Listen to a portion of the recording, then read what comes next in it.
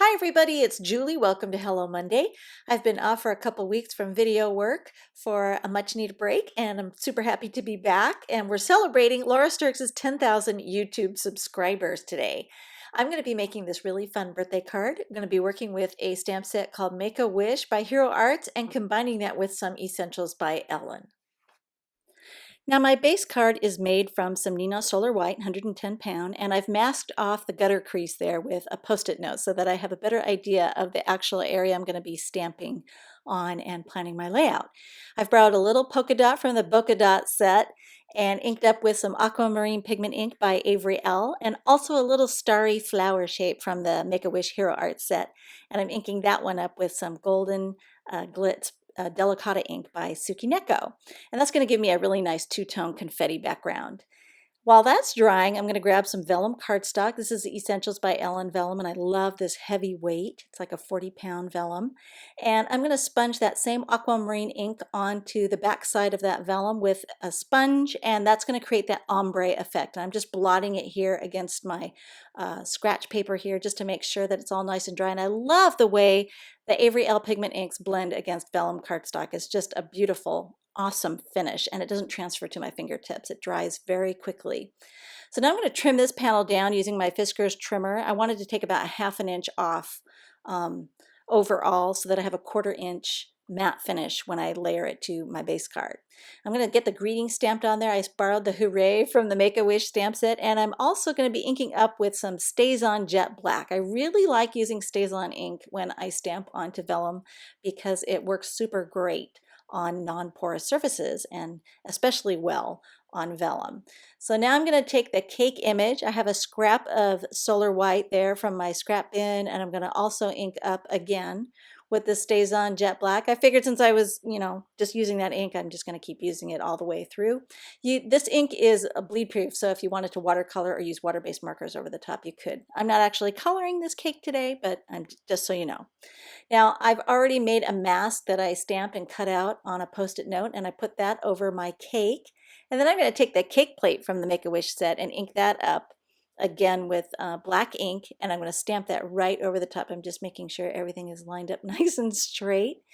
And once that goes over the top, there are a couple of little candles in this Make-A-Wish set, and so I've mounted those onto a block. I'm going to ink those up with the same black ink and stamp those over the top again while I have that mask in place. And the great thing about that is then once I remove the mask, it'll look like those candles are stuck right out at the top of the cake, and the cake is actually sitting on top of the cake plate. So I'm going to trim this out because I want to 3D mount it and pop it up onto my card front. So I'm just going to use my detail scissors here to trim that out quickly. Had to come in and just fine tune a little bit, get a little bit tighter around those flames there. And then I'm ready to continue on, and I wanted to make sure that everything was going to line up nicely. I'm going to use this scribbly circle image from the Polka Dot set because it's going to go underneath the cake, and I'm going to fake those messy nests of thread I usually like to make. Now, I know not everybody has success with the messy nest of thread, so here's a great way to fake it. So I'm going to prep the surface of that vellum with the Embossing Magic anti-static pouch, and then I'm going to ink up that scribbly circle with some Versamark ink and stamp that onto the vellum. And the reason I prep the surface with the anti-static pouch is that I really want the embossing powder to only stick to where the Versamark ink got stamped. So now I'm going to take the Hero Arts gold embossing powder, sprinkle that over the top, flick off the excess, and then we'll go ahead and toss that into my shoebox lid here and preheat my heat gun for about 30 seconds, and then I can go ahead and very quickly heat emboss this with a minimal amount of warping. Now it's time to start assembling everything. So I'm going to go ahead and take my cake and put some foam tape on the back. Do you see what I'm doing here with the simulating of the golden thread? I know, it's such a fun way to kind of fool the eye. So I'm going to take some foam tape, get that on the back of my cake, and then that way I can pop it up to create that effect. And I like to just cut a whole bunch of little pieces and stick them on all my fingers. And then use my tweezers to get the little liner papers off. And I also like to use my tweezers to get a hold of things that I'm popping up onto my card fronts because it's just a lot easier to see what I'm doing with my fingers aren't in the way. So we'll get that mounted in place, and then I can go ahead and take some mini glue dots. Now you could use tape runner if you wanted to. Most of the time I'll grab something like the glue dots because they're quick and they're easy. You know, it's a very instant bond.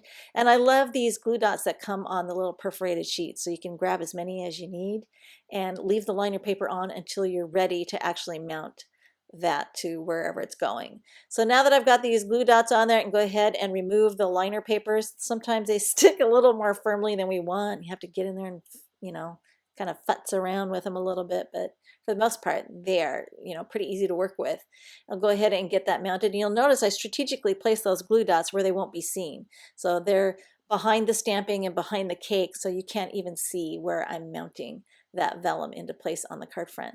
So now that this is all finished, I can go ahead and crease the gutter line there on the card front, and then I'm going to grab my Teflon bone folder. I know a lot of people kind of like, what's the big deal with the Teflon bone folder? I love mine because it doesn't leave a shine on the paper, and I didn't believe it till I got one as a birthday gift from Ellen.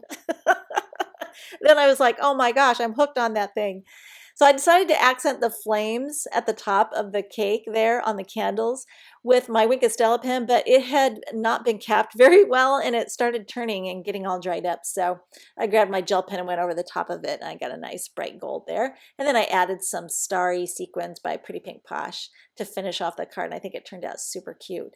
This was such a fun card. Congratulations to Laura on her 10,000 YouTube subscribers. We've got more detailed shots at the blog, and all the supplies are available at ellenhutson.com. Thanks for watching.